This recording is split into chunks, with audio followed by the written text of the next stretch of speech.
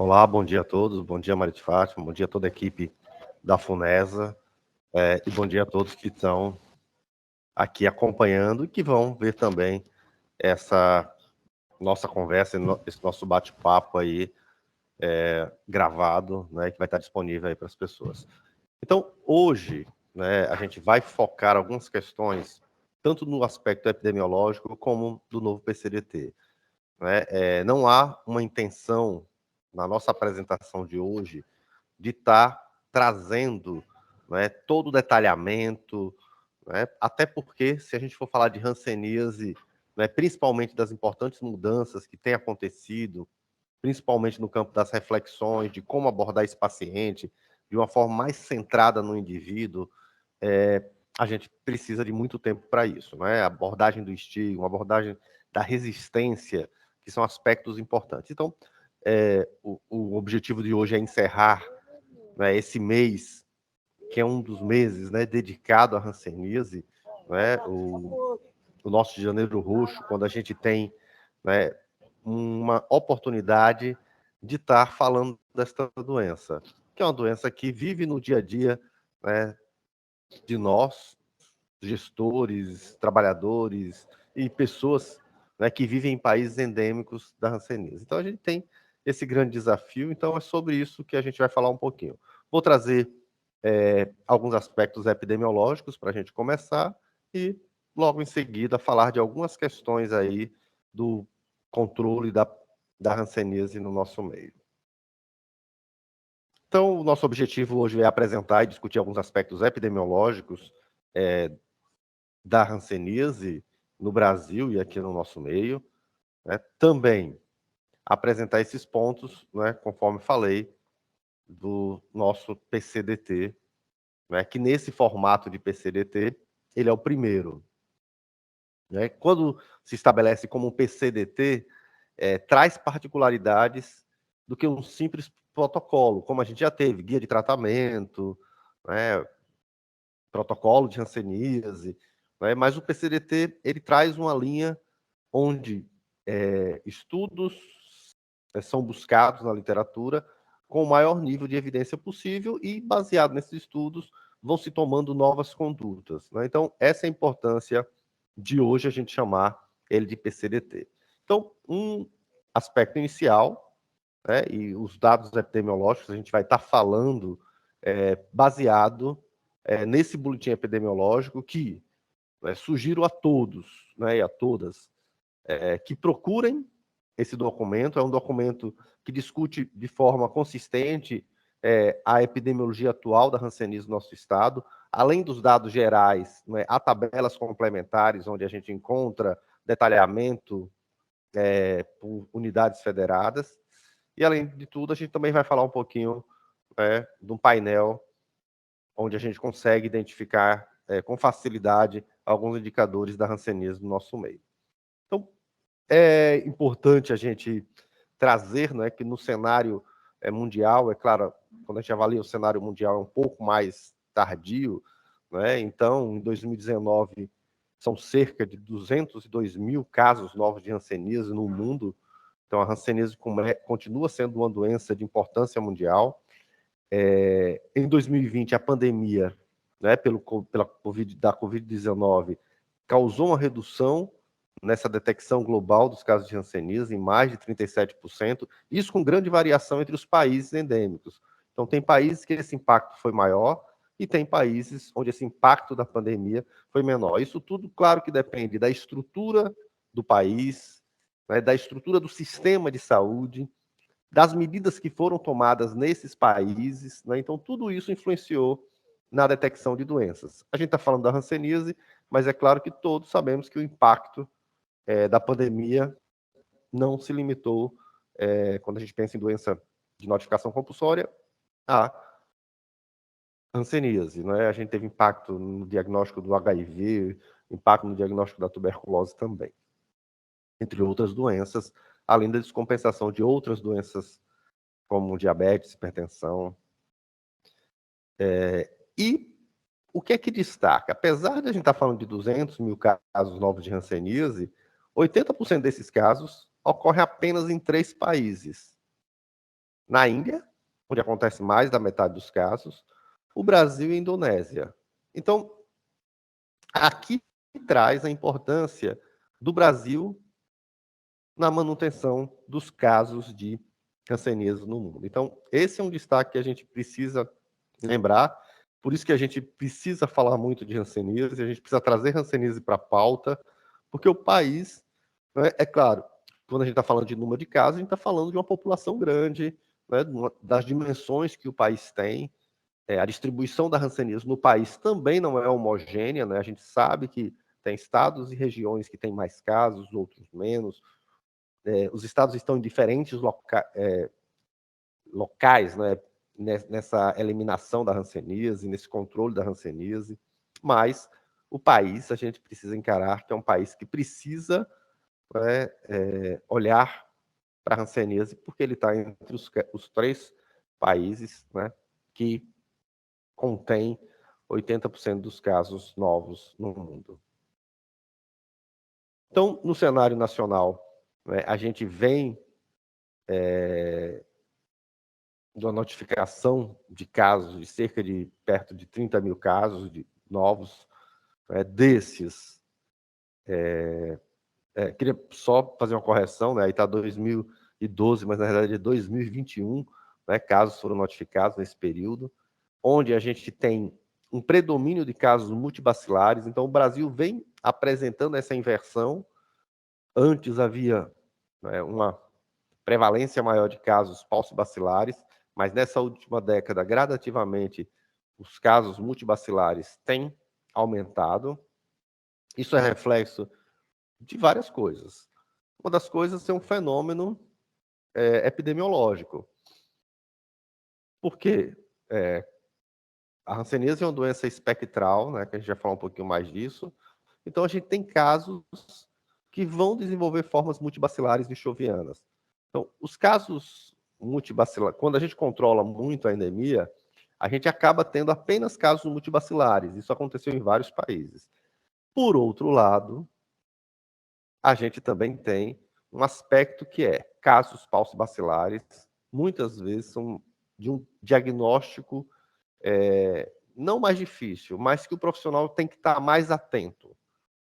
Porque nem sempre são motivos de levar o indivíduo à procura do serviço de saúde, nem sempre as lesões são valorizadas pelos profissionais, pelos médicos, enfermeiros, né, e pelo próprio paciente. Já a doença multibacilar, principalmente nas formas bichovianas, né, você tem um aspecto que faz com que a pessoa procure mais o serviço de saúde. E, além de tudo, o diagnóstico das formas multibacilares, né, ela tem o diagnóstico laboratorial, ele se concretiza, né, e isso acaba dando uma segurança maior para pessoas que não estão treinadas no exame e no diagnóstico da doença. Então, a gente tem ainda, né, a busca da detecção de casos em menores de 15 anos, né? Então, cerca de 5,5% dos casos são em menores de 15 anos. Isso fala muito da magnitude da endemia. A gente tem que lembrar que a hanseníase é uma doença que tem um longo período de incubação. Então, para as crianças terem, né, abaixo de 15 anos, é porque pegaram muito cedo, né? Então, se pegou muito cedo é porque tem contatos, porque o bacilo de Hansen está circulando naquele meio. E uma grande preocupação, né, que é o que faz a hanseníase ter todo esse destaque, isso não pode ser desvalorizado pelas equipes, que é a questão da avaliação do grau de incapacidade. Então, dos 23 mil pacientes que foram avaliados, então a gente observa que de 27.800, né, só 23 mil foram avaliados no momento do diagnóstico quanto ao grau de incapacidade física. E desses, quase 10% tem grau de incapacidade física 2. Então, a gente tem um aspecto que essas pessoas têm diagnosticado já a hanseníase com algum grau de incapacidade, né? Com um grau que já limita algumas atividades aí. Então, examinar e avaliar o grau de incapacidade faz parte do diagnóstico da hanseníase. Então, o certo né, o esperado é que 100% tenha seu grau de incapacidade avaliado no momento do diagnóstico. Assim também como no momento da cura, para ver como a gente deixou esse paciente ao final do tratamento. Esse é um estudo aqui de autores sergipanos que foi publicado na Lancet, no The Lancet, que mostra, né, destaca a hanseníase, mas mostrando como foi o impacto, né, da pandemia no diagnóstico de casos da hanseníase. Então, como a Covid influenciou, né, no diagnóstico. Então, ele mostra isso, né, que, de fato, né, em todas as regiões, né, houve uma queda nas notificações, né, de hanseníase nesse período.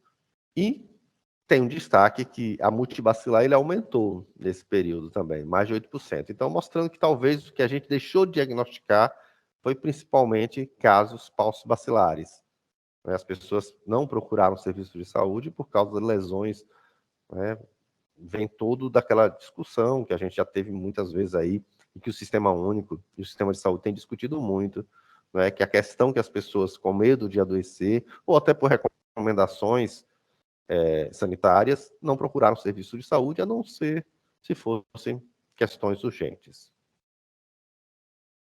E agora a gente observa aqui, em gráficos que foram retirados do boletim epidemiológico especial agora, do Janeiro Roxo, que são dados do Sinan, são dados produzidos no município, avaliados pelo Estado e que sobem, né, para o Ministério da Saúde, são consolidados, onde a gente avalia aqui a taxa de detecção de casos novos de hanseníase até 2021.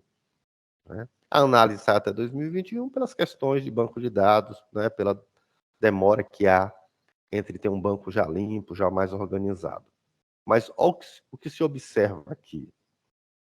Né? Então, a gente tem as regiões centro-oeste e norte, como as regiões que têm uma maior detecção de hanseníase.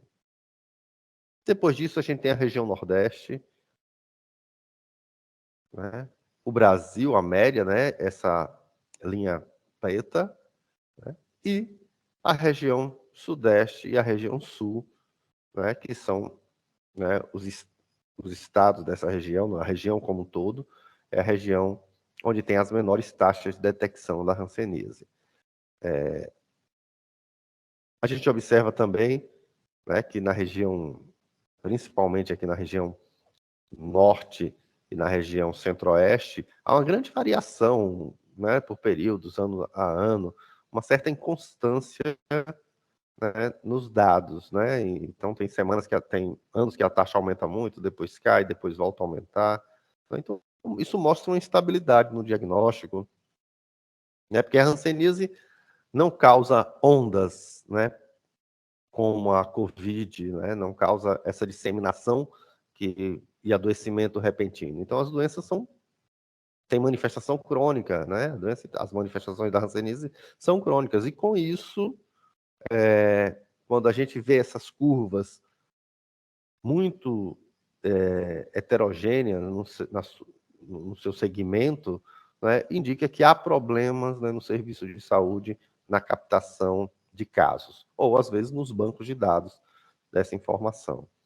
Mas a gente observa assim que todos, de certa maneira, né, 2020 e 2021 tiveram queda.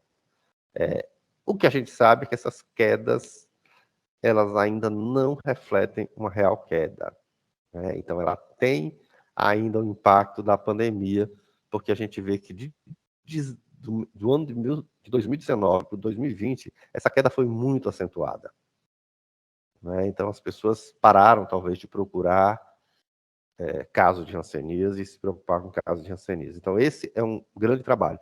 E se a gente sabe que tem anos que a gente captou menos casos, os casos não deixaram de existir por causa disso. Então, os casos estão por aí, transmitindo, e com isso, provavelmente vai refletir no nosso futuro de eliminação ou de controle da hanseníase. Então, a gente deixou de diagnosticar casos, casos estão transmitindo a hanseníase porque não estão tratados, né? E com isso a gente vai ter um impacto numa queda futura. Então, talvez, né, alguns aqui em 2021 já mostrou um certo aumento, né, mas com as análises dos anos 22 e dos próximos anos, a gente possa ter uma melhor visão. Quando a gente pensa aqui, apenas em 2021, observando essa taxa de detecção, né, por 100 mil habitantes por unidade federada, o estado de Sergipe está aqui, ele está acima da média nacional, né, mais perto dos que têm mais casos, né, maiores taxas, mas também bem distante. Então, os estados principais, né, na carga bacilar, tanto a unidade federada, que é o que está em verde, e o azul, a capital, a gente tem o Mato Grosso, Tocantins, Maranhão, Piauí, então, alguns estados do Nordeste, mas os do Centro-Oeste, a gente observa e puxa, como depois, né, do Nordeste a gente vai ter Maranhão, Piauí, mas vai ter o Pará, né? E então a gente tem, quando a gente vai concentrar os casos em números, a gente vai ter, então, principalmente a região Centro-Oeste, a região Norte e a região Nordeste como as regiões que têm maiores taxas de detecção de hanseníase. Essa taxa aqui é uma taxa, é outro indicador que a gente precisa sempre estar acompanhando, que é a taxa de detecção em menores de 15 anos. Né? Então, a gente também observa, né, olha aqui, esse cinza aqui, agora é a região norte aqui, né, e logo em seguida está a região centro-oeste, depois a região nordeste em amarelo. Também observa, né, de 2019, essa queda intensa no diagnóstico. É claro que isso não reflete, epidemiologicamente, a gente não consegue acreditar que isso é uma queda de casos, né, e sim uma queda de detecção de casos.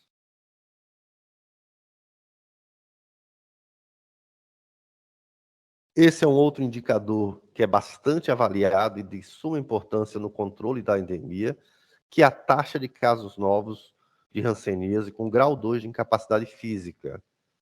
Né? Aqui é feito por 1 milhão, para ter uma magnitude maior, né, para poder ser acompanhado. E o que é que a gente observa aqui? A gente observa também, né, que existe uma variação entre as regiões. Então, região norte e região centro-oeste, né, possui, né, uma taxa maior de casos novos de hanseníase. Então, a gente tem descoberto mais casos, a gente tem maiores taxas, mas a gente tem, além disso, a gente tem descoberto casos tardiamente, casos que já têm grau de incapacidade. Olha, esse outro indicador aqui, queria que todos se concentrassem um pouco nele, porque ele é muito importante, é a proporção de casos novos que foram avaliados e quanto ao grau de incapacidade. Então, do que foi avaliado? Veja que esse indicador, a gente tinha em 2012, 89,5% avaliado. Em 2020, 2021, 2020 a gente teve uma queda para 83,7%, mas isso não foi recuperado ainda em 2021, 84,7%. Então a gente teve uma queda na avaliação do grau de incapacidade. Né? E a gente tem, né, a manutenção aí, grau de incapacidade zero, que é essa linha laranja superior, mostrando que tem uma queda do grau zero, quer dizer, o que não tem incapacidade, e um aumento aí do grau de incapacidade 1 e um discreto aumento aí também do grau de incapacidade 2. Isso, né, principalmente nos últimos anos, pode refletir esse diagnóstico tardio. Né? Essa demora em diagnosticar, a gente acaba diagnosticando casos com grau de incapacidade física já estabelecido. E aqui, né, eu tinha falado logo no começo desse predomínio das formas multibacilares, né, segundo região. Então, em todas as regiões de saúde aqui, a gente tem um predomínio das formas multibacilares. E olha, isso tem um pouco a ver. Então, a gente tem dois cuidados. É um fenômeno normal, esperado, quando a gente está evoluindo para um controle da doença, a gente tem mais formas multibacilares, mas também, quando a gente não tem uma estrutura de serviços capaz de diagnosticar, a gente pode também ter esse viés de estar achando que só tem multibacilar porque a gente não está conseguindo diagnosticar os falsos bacilares.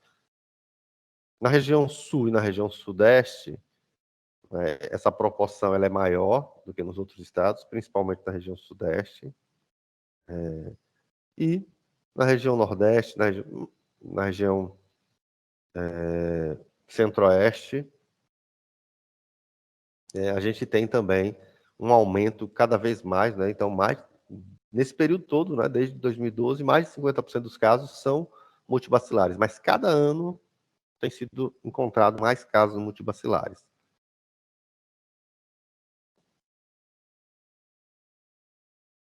E aqui, já quase finalizando essa parte de dados epidemiológicos do boletim, é um outro indicador muito importante, né? Aqui, a gente está comparando a proporção de cura dos casos novos de hanseníase nos anos da corte, né, segundo a região de residência, avaliando aqui de 2013 a 2021.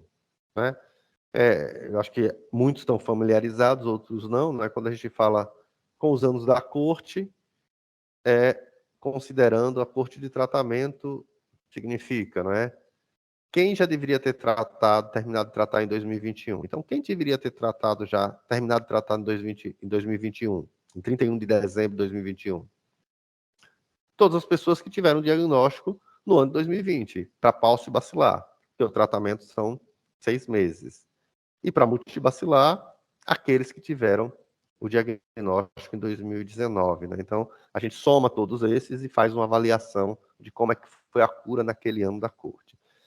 Então, o que é que a gente observa aqui? Esse primeiro, né, conjunto aqui são dos anos no Brasil. Então, no Brasil, grosseiramente a gente olhando, não tem melhorado a cura. Né? Tem um ano aqui de 2020, mas essa cura ela tem até caído. E isso tem acontecido, né, em todas as regiões. Né? Então, o que a gente esperava e o que a gente espera é que essa cura aumente. Mas o que a gente tem visto na prática, né, é que essa cura, né, ela não tem nem se mantido, né, acima de 90%, e nem melhorado, né, chegando a perto de 100%. E aí a gente tem como principal motivo, né, de não alcançarmos uma boa cura, ou mantermos uma boa cura, é o abandono do tratamento.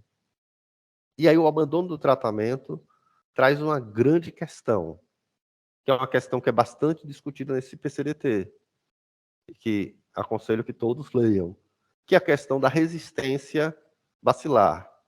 Então, há uma dificuldade, né, na detecção da resistência, mas é um fato muito importante, né, que a gente lembre disso, né, que a regularidade das tomadas do antibiótico, né, a gente está falando de uma micobactéria, tudo bem, ela é mais estável do que outras bactérias, ela tem uma multiplicação lenta, tudo isso dificulta um pouco, né, o surgimento de resistência, mas cada vez mais está consolidado a resistência, e com isso a necessidade de esquemas alternativos. Então, procurar uma cura perto de 100% e com regularidade de tomada é fundamental para que a gente diminua o risco de resistência. E aqui esse último slide do boletim, né, que eu destaquei do boletim, é para a gente observar com cuidado uma informação que tem aqui. Olha, a gente pega 45% dos casos de hanseníase são encaminhamentos. Aí o que é encaminhamento? Encaminhamento aqui, a gente tem várias coisas. É o que o profissional entendeu que era um encaminhamento. Foi alguém que foi atendido por outra pessoa e encaminhou a outro serviço que não diagnosticou e encaminhou aquele caso, né, para investigação. Temos 37% de demanda espontânea. Esses são os dados do ano passado, né? São dados mais frescos. 3,7% exames de coletividade. Então, são pessoas que estavam ali sem pensar em hanseníase. Quando se fez alguma atividade, se identificou que tinham pessoas ali com hanseníase, e isso foi responsável por um diagnóstico de 3,7%. Então, as ações em coletividade têm efeito, né? Quanto mais elas forem feitas, a gente consegue captar pessoas também. E, importantíssimo, esse número aqui, ó, 9,6% de exame de contato. Se a gente for pensar na população de contato, que é uma população mais restrita, né, você chegar a quase 10% dos casos serem de contatos, isso mostra a importância que se tem o exame de contato, um exame de contato bem feito, e quanto é importante monitorar os contatos. Né? Isso traz um grande gancho para o PCDT, que é a importância do monitoramento do contato e de aplicação de técnicas de diagnóstico desse contato para permitir, né, que a equipe faça um acompanhamento mais próximo. E aí tem outros modos e aqueles que não informaram. Pronto, e eu queria terminar a parte da epidemiologia, né, trazendo para todos, né, um local onde todo mundo pode acessar com facilidade também, diferente do boletim, que é de fácil acesso e circula nas redes, mas que as tabulações já são aquelas que estão feitas ali, e que o nível maior que vai é o nível da região, ou alguns mapas com estado, ou algumas informações nas tabelas que tem também estado, mas no painel de indicadores, né, que pode ser acessado, né, no site do Ministério da Saúde, ele está sendo atualizado, eu acho que ele vai ficar, ainda vai melhorar mais ainda, mas ele traz com muita facilidade dados, né, de hanseníase. Então, aqui é só um exemplo, né, eu trouxe alguns exemplos aqui, né, então quando se acessa ele,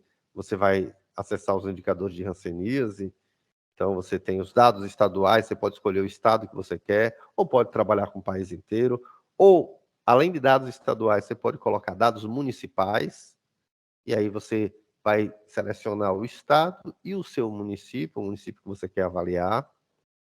Esses dados eles podem ser baixados também em Excel, para você utilizar em boletins e fazer seus gráficos do jeito que você quiser.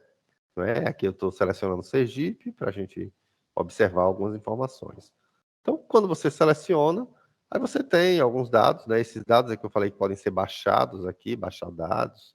Aí baixam os dados de Sergipe, aqui tem de 2009 a 2021, o total em menores de 15 anos, homens, mulheres, vai ter raça, cor, escolaridade, grau de incapacidade. Então, você vai ter todos os principais dados para você calcular seus indicadores. E, além disso, né, no final da página, você tem também já gráficos, né, que você pode copiar, né, se não quiser fazer os seus próprios gráficos, fazer seus cálculos, mas ele já traz algumas opções ali fáceis. Isso aí vai ser por estado, por município, pelo país inteiro, né, o país como um todo. Então, a gente chega até o nível municipal. Tá? Então, esse é um exemplo desses indicadores tabulados.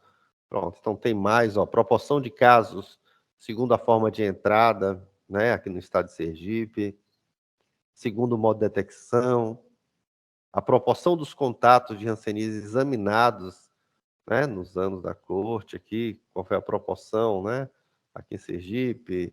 Em 2020, ó, caiu, mas agora perto de 90%. A proporção de cura aqui em Sergipe também. Então, você consegue fazer avaliações aí e, com isso, ter informações para um boletim rápido, para apresentar para o seu gestor, para discutir com sua equipe, para discutir na comunidade, né? Então, é importante que a gente utilize essas ferramentas cada vez mais no nosso dia a dia. E aí eu vou trazer agora, né, na verdade, vou apresentar o novo PCDT, para aqueles que não tiveram ainda a sua apresentação. Será impossível a gente detalhar toda a profundidade, então eu vou, né, a nossa intenção hoje é trazer alguns aspectos dele, né, algumas coisas que estão presentes, algumas ênfases, né, mas não teremos a oportunidade de estar aprofundando muito todas as questões aqui, né? Depois a gente vai estar aberto aqui, a Fátima participou recentemente, né, de uma reunião no Ministério da Saúde também, que discutiu alguns pontos, principalmente na implantação de algumas coisas que estão já previstas no PCDT. Então, nem tudo que está no PCDT está implantado ainda, né, porque isso, né, principalmente falando de testes rápidos, que a gente vai estar falando daqui a pouquinho, está chegando ainda, né, teremos momentos de capacitação, de organização de fluxo, né, mas é sobre isso que a gente vai falar, né? Então, o PCDT, né, ele traz como objetivos, né, definir os critérios de diagnóstico baseado nas evidências, falar de tratamento farmacológico, mas também enfatizar muito a importância do tratamento não farmacológico da hanseníase. É muito comum a gente ter pessoas que usaram o medicamento para tratar a hanseníase, terminaram o período de tratamento, mas elas não se sentem curadas. Não se sentem curadas porque apresentam, às vezes, lesões que ficaram com aspectos, né, que remetem a ela a doença ativa, ou deformidades, ou vivenciaram, né, problemas com estigma, com discriminação, que deixaram aí marcas e cicatrizes nessa pessoa. Então, ele traz, né, essa questão do tratamento farmacológico, fala sobre os fármacos de uma forma mais intensa, né, mas também foca o cuidado não farmacológico, né, a necessidade, né, e a importância desse cuidado não farmacológico. É importante que a gente leia isso também e aplique.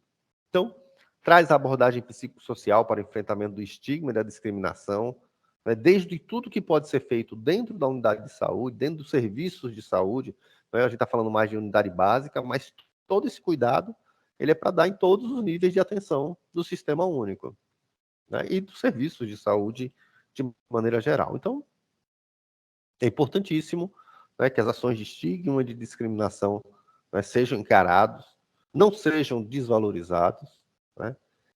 Traz também, né, a importância da avaliação de contato, né? A gente viu que nos contatos ali é onde a gente tem a possibilidade de encontrar com maior facilidade casos de hanseníase e traz a questão do acompanhamento e do monitoramento dos pacientes acometidos pela doença, né? E também, né, a gente não vai discutir muito, mas traz esses mecanismos de gestão e controle da endemia no âmbito do sistema único, né? Questão de referência, questão de referência contra referência, de acesso a exames, né? Então, há toda uma discussão. E com isso também, né, ao final, a gente não vai trabalhar porque são imagens grandes e a gente não conseguiria estar vendo com facilidade aqui na apresentação, mas ele também traz, né, alguns fluxos mais resumidos. Então, tudo que tem no PCDT, como anexo lá no final, como apêndice no final, a gente tem, né, fluxogramas, né? Fluxogramas para atendimento do suspeito, fluxogramas para investigar resistência, fluxograma para avaliar o contato, que a gente vai falar um pouquinho mais, de forma mais ampla aqui.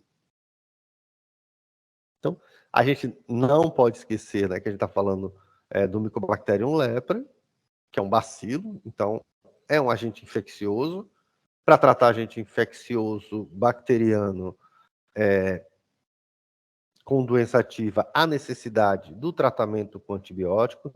Tratamento com antibiótico necessita de regularidade, né, e de doses adequadas. Então, tudo isso é importante quando a gente pensa em tratamento. Por outros aspectos, ele é um bacilo de multiplicação lenta, né? A gente fala muito do Mycobacterium leprae, ele é o principal agente da hanseníase, não é? Mas existe também, né, o Mycobacterium lepromatosis, né, que é uma segunda espécie de micobactéria que tem sido, né, cada vez mais reconhecida como também agente da hanseníase, né? Há uma necessidade de ampliar os estudos no Brasil, mas causa a mesma doença, algumas descrições, que às vezes é uma doença um pouquinho mais sintomática, mas assim, mas isso ainda a gente precisa necessidade de estudos, né? Quando a gente fala de hanseníase, aqui a gente está falando principalmente, né, do Mycobacterium leprae, mas não há também como diferenciar nos exames microbiológicos simples, né?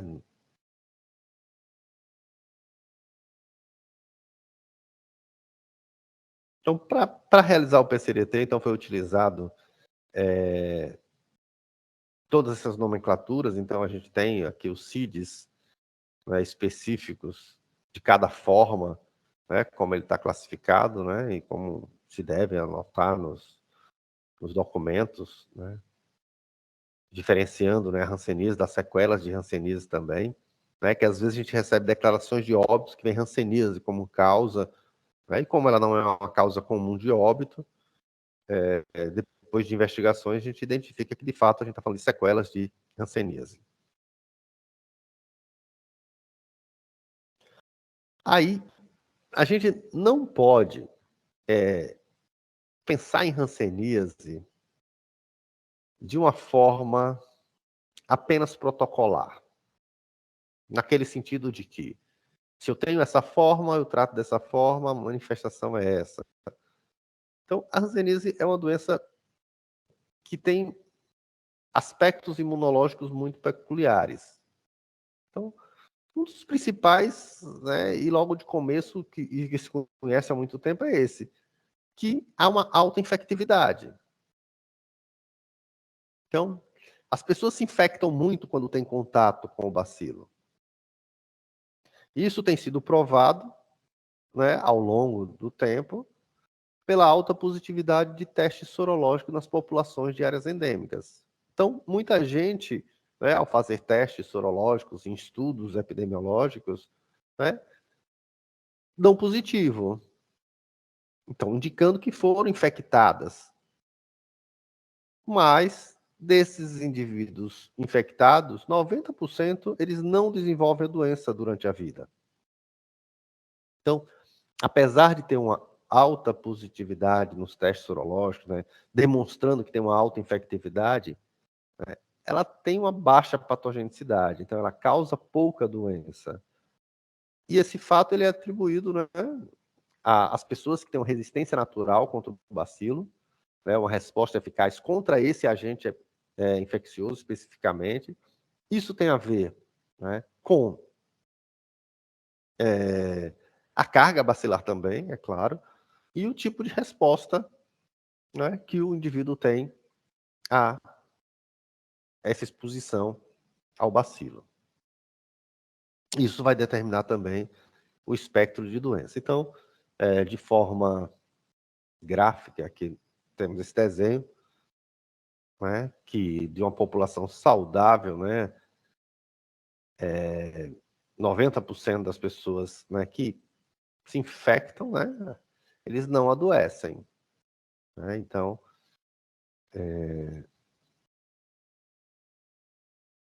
e outra consequência desses aspectos imunológicos importantes, dessa resposta imune, é que as manifestações da hanseníase são muito variáveis.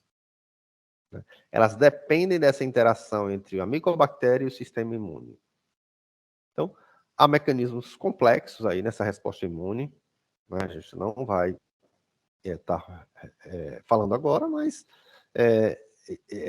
a depender dessa resposta imune, a gente vai ter, desde o não adoecimento, como aos espectros clínicos imunologicamente determinados. Então, a resposta imune vai determinar o espectro clínico da doença. Então, esse é um grande cuidado que a gente tem que ter, quando a gente fala de hanseníase, para não achar que uma forma vai virar outra, que a forma vichoviana é a forma tuberculoide que não foi tratada e que virou vichoviana. Não, é uma doença espectral. A gente tem os dois polos, tuberculoide e vichoviano. Então, desses polos, a gente pode ter as formas dimorfas. Uma outra ilustração gráfica disso, né, é essa outra imagem aqui, né, onde a gente tem. E aqui eu queria, apesar de estar aparecendo uma escada aqui, não significa que eu tenho uma forma indeterminada que vai virar tuberculoide, que vai virar dimorfa, que vai virar vichoviana. Não. Eu tenho uma forma indeterminada. O que é a forma indeterminada? É uma forma inicial da doença. São as primeiras manifestações, que às vezes são de difícil diagnóstico. E que são formas que geralmente são paucibacilares. Né? Então, são lesões, né, que não afetam nervos ainda, nervos periféricos, não tem grau de incapacidade ainda, mas que eu já tenho a lesão inicial. Então, essa lesão inicial é que eu não sei o que é que ela vai ser. Então, tratar essas lesões determinadas pode fazer com que a gente evite de ter uma forma vichoviana, ou de ter uma forma tuberculoide, ou de ter uma forma dimorfa. Né? Isso é um ponto. Então, a forma indeterminada ela pode evoluir para uma forma tuberculoide. Do mesmo jeito que ela pode evoluir para uma forma dimorfa, ou ela pode evoluir para uma forma vichoviana. E, alguns casos, a gente não vai esperar isso, né? Alguns casos, algumas pessoas podem ter desenvolvido uma forma indeterminada e evoluído espontaneamente para a cura espontânea, ou curar tratando também. Então, todas as formas, quando a gente trata, elas são curáveis. O que é que destaca-se aqui? Que as formas dimorfa e vichovianas, não é? Elas são transmissoras, né? Porque são pessoas que eliminam o bacilo e com isso, se não forem tratados, continuam transmitindo a hanseníase no nosso meio e aí a gente tem todo um ciclo que vai se iniciando e a disseminação da doença cada vez mais. Então, a infecção pelo M. leprae, né, pelo bacilo de Hansen, ela é combatida por antibióticos. Né? Então, isso é importante. Então, antibióticos precisam ser usados com regularidade. A gente tem para as reações hansênicas, que a gente é importantíssimo que a gente entenda isso, né, que as reações hansênicas fazem parte do aspecto clínico da doença, então muitas pessoas podem apresentar reações hansênicas antes mesmo de ter o seu diagnóstico de hanseníase, durante o seu diagnóstico, pode ser o motivo que levou a pessoa a procurar o serviço de saúde, e ali ela tem a reação hansênica, você precisa tratar, e tem a hanseníase, né, que vai precisar ser tratada com antibiótico. As reações hansênicas são reações imunomoduladas, inflamatórias, então por isso que o tratamento é com anti-inflamatórios ou conjuntamente com imunomoduladores, e neuropatia periférica, que pode ser também de forma isolada ou de forma com manifestação da doença ou com uma reação hansênica, aparecendo de forma mais aguda. Para isso, o PCDT ele trabalha, né, com as questões do diagnóstico. Então, embora não tenha mudado os conceitos do diagnóstico da hanseníase, né, são trazidos algumas ênfases. Né? Então, um grande ponto é a suspeição diagnóstica. Então, não existe uma vacina, né, que vá prevenir a hanseníase como um todo. O que a gente tem no exame de contato, né, é a BCG como uma imunoprofilaxia, né, como tentando melhorar essa resposta imune do sujeito. Então, as principais armas que a gente tem hoje para o controle da hanseníase, para diminuir o risco da comunidade, é diagnosticar cedo e tratar de forma oportuna, né? Então, essas são as armas que a gente tem hoje, né, para combater a, a transmissão da hanseníase na comunidade.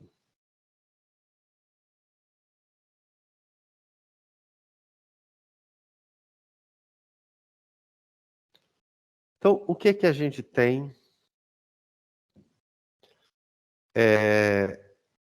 O que a OMS, né, e o Brasil também, né, segue como suspeição diagnóstica? Que deve suspeitar de hanseníase em todas as pessoas que tenham esses sinais ou sintomas. Manchas hipocrômicas ou avermelhadas na pele, né? Perda ou diminuição, né, da sensibilidade nas manchas, dormência ou formigamento em mãos e pés, dor ou hipersensibilidade nos dedos, edema ou nódulos de face e lóbulos auriculares, ferimentos e queimaduras indolores em mãos e pés, né? Então, essa é uma recomendação que vem desde o 8º relatório do Comitê de Experts em hanseníase da OMS, né? Então, essa já é uma recomendação que o país segue e o Ministério da Saúde, ele mantém essa definição de caso de hanseníase. Então, o que a gente tem hoje como diagnóstico de hanseníase, como definição de caso? Pessoas que têm lesão ou lesões e ou áreas da pele que têm alteração de sensibilidade térmica e ou dolorosa e ou tátil. Então, a maior parte dos casos da hanseníase nossa, principalmente, né, a tuberculose, ela está aí. Além disso, a gente tem casos que só tem espessamento de nervo periférico associado a alterações sensitivas ou motoras ou autonômicas. Então, a gente tem aí, pensando mais na hanseníase neural pura, é uma hanseníase que tem um diagnóstico um pouco mais complexo e muitas vezes, né, a equipe de atenção básica precisa recorrer aos serviços especializados, ao centro de referência e a exames complementares para ajudar nesse diagnóstico. E o outro critério é se alguém apresenta o M-lepra em uma baciloscopia do esfregaço intradérmico ou numa biópsia de pele. Então, a presença do micobactério lepra, né, no exame é um indicador que aquilo é hanseníase. E que é hanseníase, aí adiantando, multibacilar. Ou é bichoviana, ou é uma dimorfa. Então, as principais formas de hanseníase são diagnosticadas através dessa definição de casos aí, né? Então, a gente tem que estar atento que é uma coisa ou outra que vai nos ajudar. Reforço isso por quê? Porque algumas pessoas, de forma errada, acham que precisa encontrar o M-lepra para confirmar um caso de hanseníase. E a gente tem muitos casos de hanseníase que não encontrar o M-lepra é que vai confirmar que realmente ali é um caso que não é multibacilar, é um caso paucibacilar.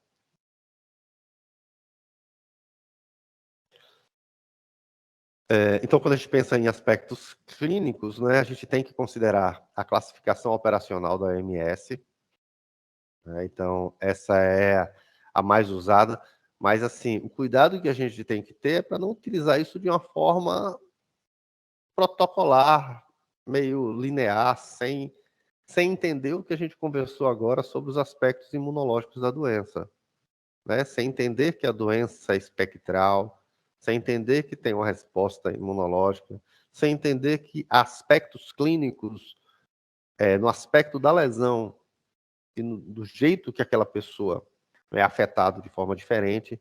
Então, não é só contar a lesão, é olhar aspecto da lesão, extensão da lesão, se além de lesão a pessoa está infiltrada, né? Se existe infiltração em lóbulos, né? Principalmente em lóbulo de orelha, na face, se tem madarose, né? Queda de supercílio. Então, tudo isso é fundamental. Não é só contar a lesão e só as lesões que o paciente. Não. Para contar a lesão, a gente tem que ver o paciente como um todo, examinar o paciente despido, olhar as partes, né, cobertas, para que a gente identifique realmente o número de lesão. Por quê? Tratar por um período inadequado você está propiciando a utilizar um antibiótico, né, suspendê-lo, o paciente inicialmente tem uma melhora e depois volta a ter uma piora do quadro. Então, a definição, a classificação operacional da OMS, ela faz até 5 lesões paucibacilares, mais de 5 lesões multibacilar. Mas olha, se uma baciloscopia dá positiva, mesmo numa pessoa que tem uma lesão só, isso é multibacilar. Então, é até 5 lesões se você tem baciloscopia negativa. Ou se você não tem a baciloscopia negativa, a baciloscopia, o acesso à baciloscopia. Né? Mas se você tem, a baciloscopia vai ajudar a classificar isso, né, para multibacilar. Além dessa classificação, né, operacional, que é a que vai nos ajudar a definir o tratamento, né, a gente tem que lembrar que a gente está falando de uma doença que tem polos. Então, classicamente, né, o Brasil ele utiliza nos seus documentos principais a classificação de Madrid, né, que é uma classificação clínica, onde se tem 2 polos estáveis da doença e opostos. Então, a gente tem um polo tuberculoide e um polo bichoviano. Um polo onde tem uma resposta celular mais intensa, e aí você vai ter menos lesões, lesões com bordas mais definidas, e um polo bichoviano, onde você vai ter uma resposta mais sistêmica, não eficaz, você vai ter o bacilo espalhado por todo o corpo aí, né? Além disso, a gente tem as formas interpolares instáveis, que é a hanseníase dimorfa, onde às vezes você tem uma dimorfa que é mais, por um lado, tuberculoide, mais vichoviano, às vezes as lesões vão aumentando e vão piorando, então você pode ter respostas que vão se modificando ao longo do tempo.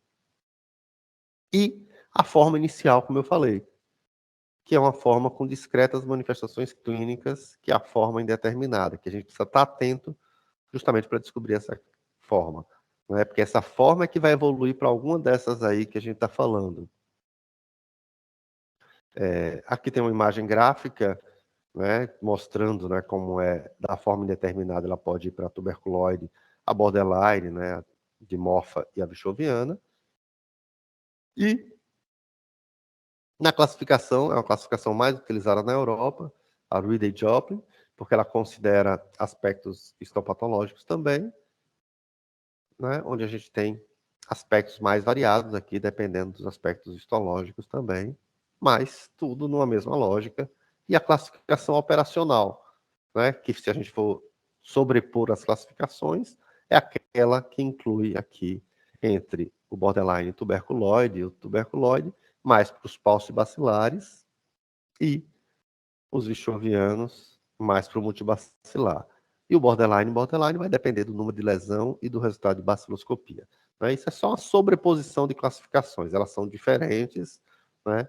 Mas elas vêm de uma mesma lógica aí de doença e de necessidade diferente de tratamento. Pronto, então de forma resumida aqui, a gente trouxe algumas imagens do Atlas de Dermatologia do professor Samuel, trazendo lesões menos aparentes, né, lesões pequenas, mais planas, né, parecendo mais um pano branco, né, uma pitiríase versicolor, né, que são mais os aspectos da indeterminada. E aí temos a tuberculose, onde você tem uma delimitação da lesão, né, com bordas mais definidas aqui, com o centro, né, com a pele mais com aspecto normal, mas são lesões mais localizadas. A gente tem uma hanseníase bichoviana, que é disseminada, às vezes com nódulos, às vezes lesões extensas, às vezes infiltrações, né? Mas é comum também, né, com o passar do tempo, nódulos na orelha, né, as orelhas infiltradas. E rico em bacilo aí. Né? Qualquer raspado aí nessas lesões, ou nos lóbulos, é positiva. Quando a gente tem lesões assim e o resultado é negativo, a gente tem que aumentar a investigação. Ou o nosso laboratório é ruim, não está conseguindo identificar o bacilo, ou não é hanseníase. Porque essa forma, ou não é hanseníase não tratada, né? Porque essa forma há né, uma quantidade enorme de bacilos aí. E as formas de hanseníase dimorfa. Então, vai ter... a dimorfa é que tem aspectos mais variados possíveis. Então, olha, a gente observa o quê? Que é, nesse caso, lesões aqui que esboçam uma resposta parecida com a tuberculose, mas que não tem todo esse controle. As lesões vão se confluindo, vão aumentando, às vezes a borda está, né, aberta. Então, a dimorfa ela pode parecer um pouco mais com tuberculose, um pouco mais com bichoviana, né? Mas aqui a gente observa facilmente que não trata-se de uma tuberculose. Porque a tuberculose você tem que ter um controle da infecção, poucas lesões. Aqui não, você tem uma doença que está, né, mais de 5 lesões com facilidade. E um outro fato que a gente tem que observar são, né, as reações rancênicas, se elas estão presentes ou não. E como é que eu sei, numa primeira vista, que é uma reação rancênica em um paciente que eu não conheço? É aquele paciente que,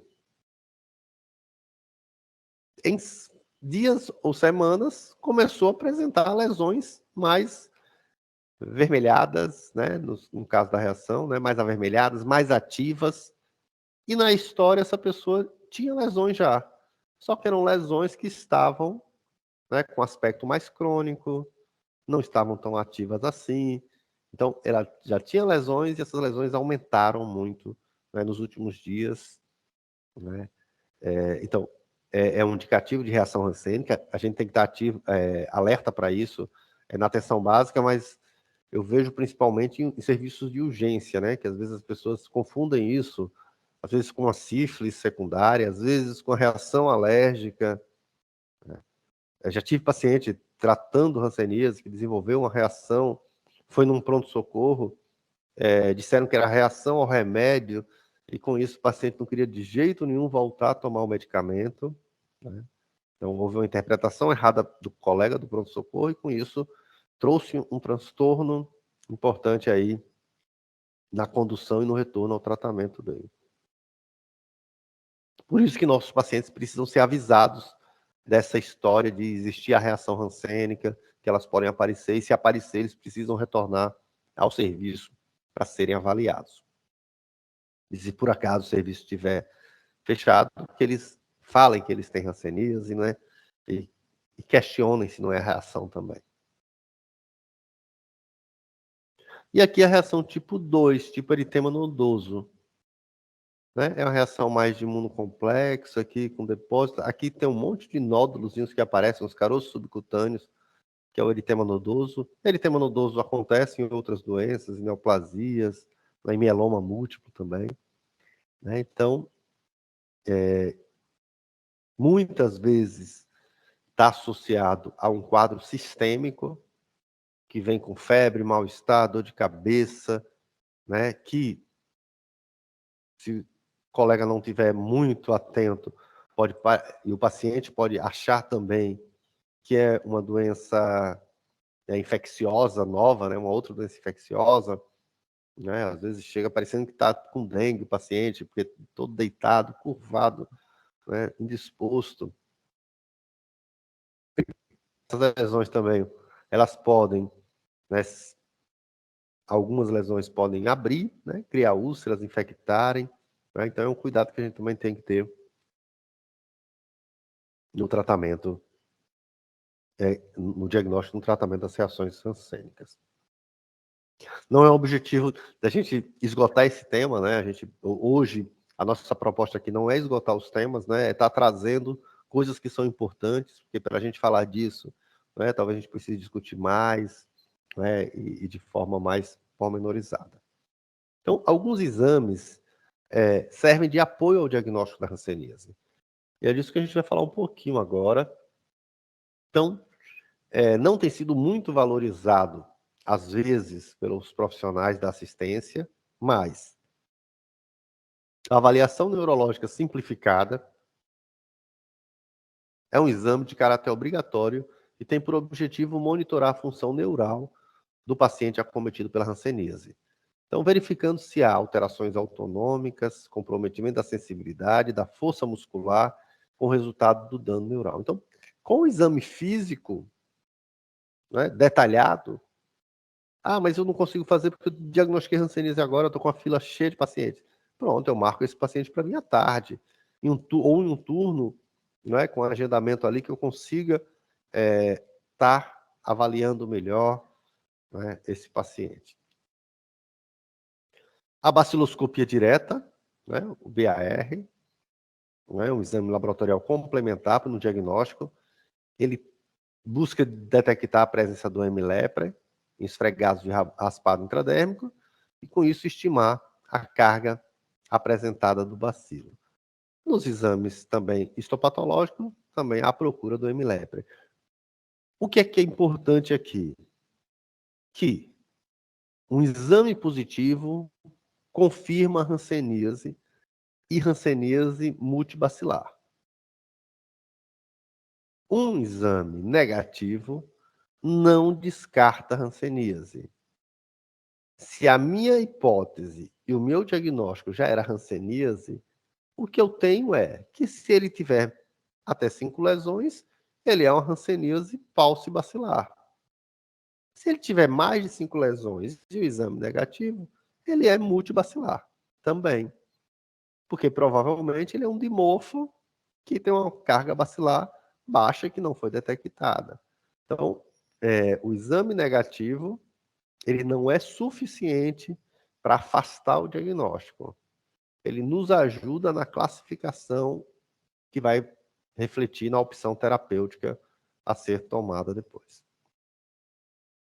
Além disso, a gente tem os exames histopatológicos, que não devem ser rotinas no dia a dia, porque eles não têm uma alta sensibilidade e especificidade, mas eles podem ser utilizados sim em casos onde há muita dificuldade, né, em concluir um diagnóstico, né, onde há essa dificuldade, sejam por questões, né, de transtornos que o paciente tenha na avaliação, ou por aspectos mais inusitados da doença, né? Então, se o diagnóstico ele persiste indefinido, mesmo após a avaliação clínica e baciloscópica, mas lembrar disso, que a especificidade do histopatológico varia de 70 a 72, então a gente tem muito, né, casos, e uma sensibilidade baixa, de 49 a 70%. Então, um exame negativo também não exclui a hanseníase, né? A depender da forma clínica. Isso principalmente nas formas indeterminadas. Então, nas formas indeterminadas, o valor preditivo desse exame, né, de tirar um pedaço e ir para o histopatológico, ele é menor ainda. Então, esse é um cuidado e uma atenção que a gente tem que ter, porque a hanseníase, apesar de todos os avanços tecnológicos, é uma doença que tem um grande papel, né, o diagnóstico clínico, o exame físico. A ultrassom de nervos periféricos, né, eles podem ajudar também, principalmente naqueles, né, que têm espessamento ou que têm avaliação para ver se tem microabscessos, né, para dar uma avaliada no nervo. Não faz parte da rotina, não deve ser pedido para todo paciente, né, são para casos especiais e geralmente casos que estão sendo conduzidos e avaliados aí pela atenção especializada. E, além disso, outro exame de apoio, que já é utilizado há algum tempo, a eletroneuromiografia, né, que aí é a avaliação, né, do trajeto dos nervos, principalmente utilizado nas formas neurais puras, né, para investigar quando você não tem lesão, mas tem a alteração ali de sensibilidade de uma área, né, nos ajuda, né, a fechar esse diagnóstico. E aí vem, né, incorporado nesse PCD também o teste rápido imunocromato para detecção de anticorpos IgM do M-Lepre. Essa é uma boa notícia, mas é uma notícia que a gente precisa ver com muito cuidado, né? A gente precisa entender o que significa, né, e qual é o papel desse teste rápido na nossa rotina.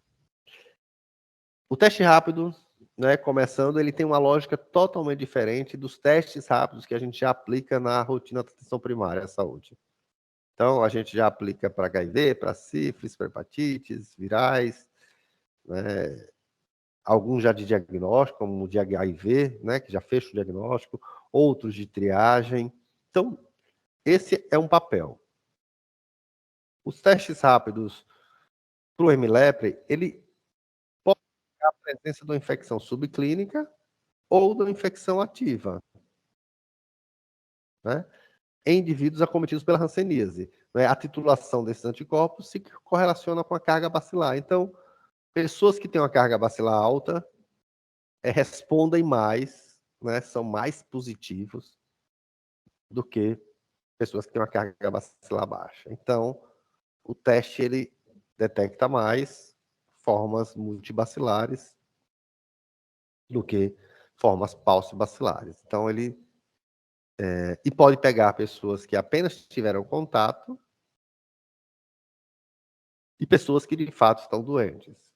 Então, esse é um fato aí que a gente precisa considerar. Então, não vai ser assim, a gente vai não vai passar, não olhar mais para a cara do paciente e fazer um teste ali na triagem, se for positivo, eu trato. Não, não serve para isso, não se iludam com isso. Então, e nem vai ser usado para isso. A gente vai ter momentos posteriores durante esse ano, acho que a Fátima ainda vai falar também um pouquinho disso aí, onde a gente vai ter a oportunidade de estar treinando as equipes, treinando os municípios para terem suas referências, né, de realizarem esses testes, de registrarem esses testes no sistema de forma adequada. E a gente vai ver qual é o papel mesmo desse teste, como é que ele vai ser no dia a dia. Né? Mas ele não vai tirar nada do diagnóstico. O diagnóstico vai ter que ser todo como ele é feito mesmo, da forma estruturada como ele já está. Ele é um exame complementar e complementar para avaliar contatos. Eu vou falar um pouquinho mais disso. Então, o Brasil é pioneiro em estar utilizando os testes rápidos como um método auxiliar nas ações de controle da hanseníase. Então, a incorporação no SUS, que vem com esse PCDT, é um fato importante. Não é uma coisa definitiva no papel dele ainda, eu acho que o papel dele vai crescer ao longo do tempo, mas nesse momento ele tem um papel limitado. Mas só a incorporação dele já nos traz a possibilidade de ver o seu uso na prática. Então, o teste rápido para hanseníase no âmbito do SUS está aprovado, mas para uso exclusivo na investigação de contatos de casos confirmados de hanseníase. Então, ele está para o contato. Ah, mas eu tenho um paciente com hanseníase e quero fazer o teste. Não, não é para fazer o teste para esse paciente. Nesse momento, ele só está aprovado para a investigação de contato. Fora disso, só no nível de pesquisa. Então, o tratamento da hanseníase deve ser amplo, né, em nível ambulatorial. Né? Então, a gente só trata a hanseníase internado quando, de fato, a gente tem alguma intercorrência. Visando a atenção integral ao paciente, abrangendo um conjunto de medidas que busquem, né, reestabelecer o bem-estar físico, psíquico, emocional e social das pessoas afetadas pela doença. Então, veja, aqui a abordagem terapêutica não se limita a dizer, é da poliquimioterapia, né, a PQT. Não. Aqui a gente tem, né, que a gente precisa aplicar medidas, né, esse conjunto todo de medidas para garantir e restabelecer o bem-estar físico, né, psíquico, emocional e social de todas as pessoas. Então, esse é um foco importante desse PCDT também, que é importante que todos façam essa leitura detalhada e essa discussão com suas equipes. Então, há um forte efeito bactericida da PQT, né, da poliquimioterapia, que é comprovado em diversos estudos e possibilita a interrupção, né, da antibiótico terapia e da cura da infecção. Por que fala da interrupção da antibiótico terapia? Porque tinha um tempo que não se parava de tratar. Do mesmo jeito que tem pessoas que ficam repetindo esquemas. E é o que o novo PCDT traz. Não, não se repete esquema. Você tem um esquema. Se você não melhorou, né, suspende porque vai melhorar com o tempo. Ou se é uma suspeita de resistência, vai investigar a resistência aos antibióticos e aí, se for o caso de resistente, vai utilizar um novo esquema, mas um esquema baseado na resistência, um esquema de segunda linha.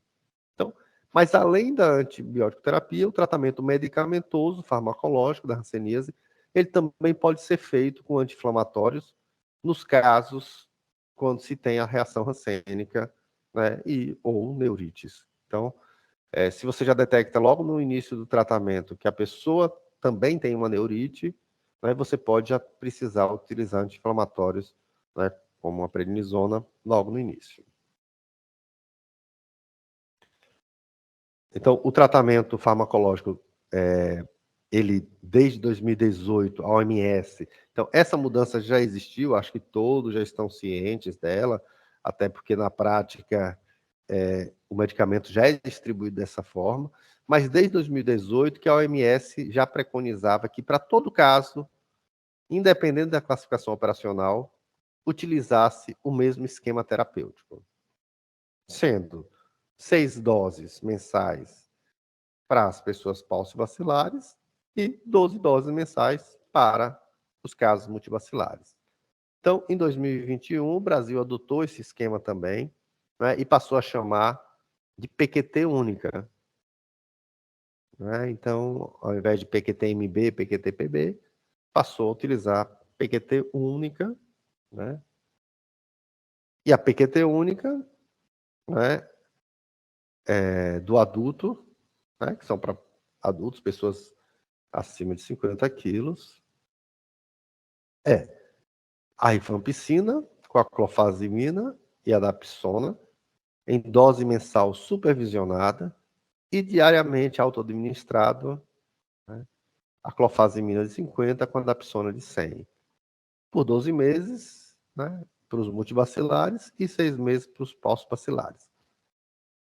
12 meses significa 12 doses, né? Cada cartela mais ou menos para um mês, né? Para 28 dias. Opa.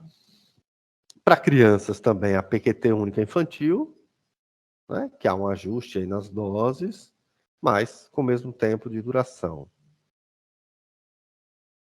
E para crianças com peso abaixo de 30, né? Uma adaptação da PQT infantil, né? Tendo a dose supervisionada, né? E a dose diária por quilo de peso por dia. Né? Então, o que modifica, né, é a forma de estar utilizando ela.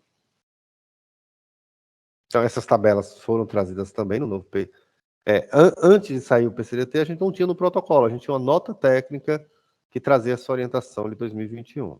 Né? Então, atenção agora, né? Isso mudou, isso precisa saber também, o centro de referência também precisa saber disso. Eu trouxe um destaque de lá, que vai estar falando dos apêndices, mas esses apêndices eu não vou trazer agora aqui. Né? Então, não está autorizada por esse protocolo a extensão de tratamento de PQT única por mais de 12 meses. Ao final do tratamento de primeira linha, PQT única, caso seja suspeito de persistência de infecção ativa, o paciente deve ser submetido à investigação da resistência aos antimicrobianos, conforme os critérios, né, que estão definidos aí no protocolo. Né? Apenas os casos com resistência medicamentosa comprovada deverão ser submetidos a um novo ciclo de tratamento, com esquemas terapêuticos de segunda linha, que vai ser correspondente àquela mutação que foi detectada de acordo com o protocolo. Né? Então não tem mais aquela coisa de ficar estendendo, mais 2 meses, mais 12 meses, não. Se em 12 meses não teve, é investigar a resistência. E aí a gente... Não, isso é importante, porque isso mudou, né? Isso não era dessa forma.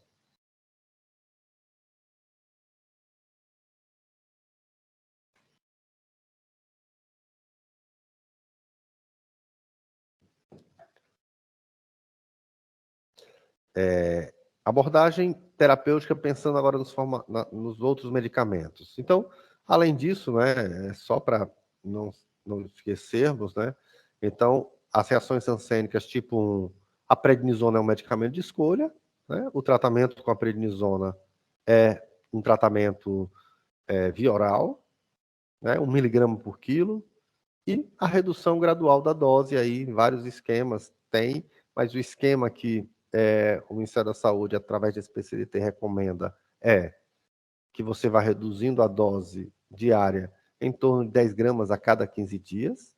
Isso depois da estabilização do quadro e melhora. Então, você utiliza com 1 miligrama por quilo por dia, melhora o quadro clínico e aí começa, né, a cada 15 dias, diminuir 10, até chegar em 20. Quando chegar em 20, né, se estiver mantendo, sem melhorando, né, vai passando a reduzir 5 miligramas a cada 15 dias. Ao atingir 5 miligramas, deve-se manter uma dose por 15 dias e depois, né, passar a usar 5 miligramas em dias alternados por mais 15 dias. Às vezes dá tudo certo e às vezes você precisa retornar a doses anteriores, quando a retirada de uma dose, você observa que o paciente voltou a ter sintomas da reação. O tratamento da reação tipo 2, ou a reação tipo eritema nodoso, é preferencialmente com a talidomida, né, que aí a dose varia de 100 a 40 miligramas, depende da intensidade da reação.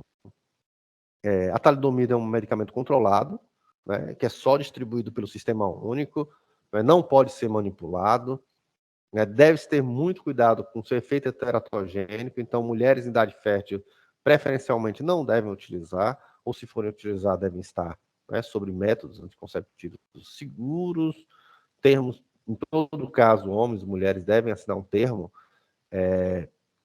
onde reconhece os riscos, né, e se compromete a não dar o medicamento para outras pessoas. E naqueles casos onde você tem associação de talidomida com corticoide, deve-se também utilizar aspirina, né, 100 miligramas por dia, para evitar tromboembolismo. Além disso, eu vou trazer aqui só de forma demonstrativa, que o PCDT ele também vai trazendo medicamentos e opções de segunda linha para os casos de reações adversas. Então, ele traz isso mais claro, né, e de fácil acesso também. Então, se você tem esquema de segunda linha na falha terapêutica por reação adversa, então, se o paciente não vai tomar rifampicina,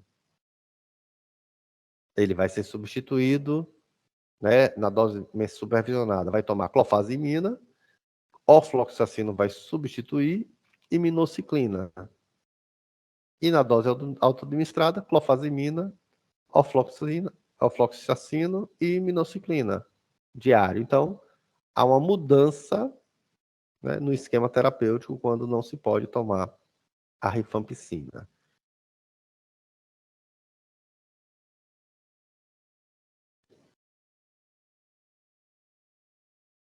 E aqui a gente também tem, né, os esquemas para quando não se pode tomar dapsona, quando tem efeito adverso da dapsona. Quando se tem efeito adverso, né, a clofazimina, né, você tem a substituição, né, a entrada da ofloxacina ou do minociclina.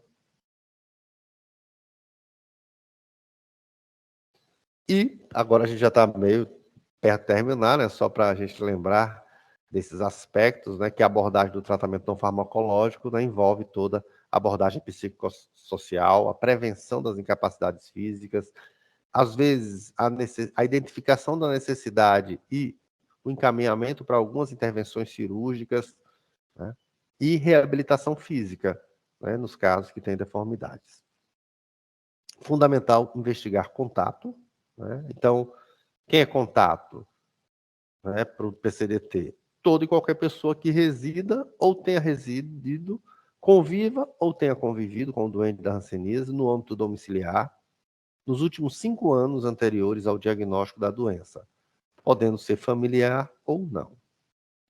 A investigação de contatos é o método de detecção de casos de hanseníase com melhor base de evidências. Então, as publicações reforçam isso, que procurar hanseníase em contatos, né, você tem um rendimento importante. Por quê? Porque é uma doença que se transmite ali no aglomerado, no convívio íntimo da pessoa não tratada. Lembrando que a investigação de contato recomenda-se ofertar a imunoprofilaxia aos contatos de hanseníase, que é a dose da BCG, né, para aqueles que não foram vacinados ou que receberam apenas uma dose. Então, faz uma dose suplementar. Lembrando que imunodeprimidos, né, então as pessoas que têm contraindicação de estar utilizando, não devem utilizar BCG. Os contatos de hanseníase, né, e aí é nos contatos de hanseníase que está a indicação de fazer o teste rápido, né, anti-PGL1. Veja, o teste rápido a gente também não vai ensinar a fazer, não vai focar agora, porque ele ainda não está distribuído. Então, o país, né, efetuou uma compra, deve estar distribuindo aí, está muito perto, acho, dessa distribuição, e junto a isso vai vir os treinamentos específicos, né, e aí a gente vai focar bem a questão desse papel do exame de contato. Mas ele vai ser aplicado para os contatos, né, e naqueles positivos, mas que não tem um diagnóstico clínico laboratorial da doença, né, então o contato que ele dá positivo, mas ele não tem hanseníase, ele é apenas um contato infectado, ele vai gerar o compromisso da equipe de anualmente reavaliar esse caso. Por quê? Porque o que os estudos mostram é que essas pessoas positivas tiveram contato a uma carga bacilar maior, então tem um risco maior de desenvolver hanseníase. Então são pessoas para a equipe ficar monitorando mais de perto. Então, né, no contato, se você confirma o caso de hanseníase, não, você descarta o caso, então é vacinar BCG de acordo com aquele histórico vacinal, ações de educação em saúde, importância do diagnóstico precoce. Então, o exame ele vai trazer essa importância do diagnóstico precoce, né? Então, ele vai nos trazer assim, aquela pessoa tem o maior risco de desenvolver hanseníase. Então, nessa pessoa, né, anualmente eu vou procurar hanseníase nela, né? E para isso vai ter todo um sistema para a gente estar registrando e monitorando esses casos.